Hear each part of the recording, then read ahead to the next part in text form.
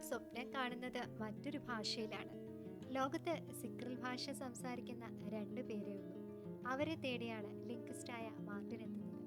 ഉറ്റ സുഹൃത്തുക്കളായ ആ രണ്ടുപേർ തമ്മിൽ കണ്ടിട്ടും സംസാരിച്ചിട്ടും 50 വർഷത്തോളമായി.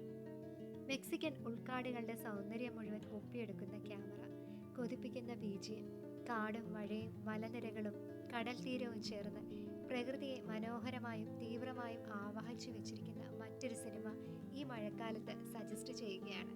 പ്രകൃതിയോടൊപ്പം ത്രികോണ പ്രണയവുമാണ് സ്പാനിഷ് ഭാഷ സംസാരിക്കുന്ന മെക്സിക്കൻ സിനിമ.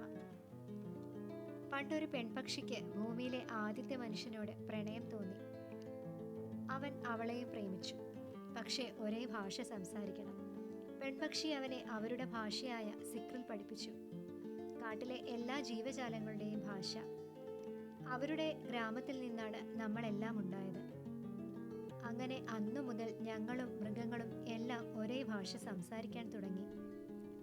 ഹസീന്ത കാടിനോട് സിക്രിൽ ഭാഷയിൽ സംസാരിക്കുമ്പോൾ കാട് തിരിച്ചു സംസാരിക്കാൻ കാത്തിരിക്കുന്നവരുടെ ഇടവുമൊക്കെ അതിതീവ്രമായ രീതിയിൽ ചിത്രീകരിച്ചിട്ടുണ്ട്. നിങ്ങൾക്ക് ഈ പ്രണയത്തിൻ്റെ ഭാഷ ഉൾക്കൊള്ളാനാകുമോ എന്നറിയില്ല. ആഗോളവൽക്കരണം കൊളോണിയൽ ഭാഷകളെ തന്നെ ഇല്ലാതാക്കി.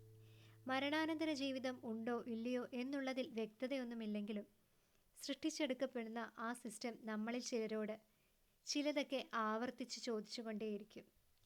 രണ്ടു പേർക്കിടയിലെ ആ ഗദ്ഗതം ഇപ്പോഴും നമ്മൾക്ക് കേൾക്കാൻ കഴിയും.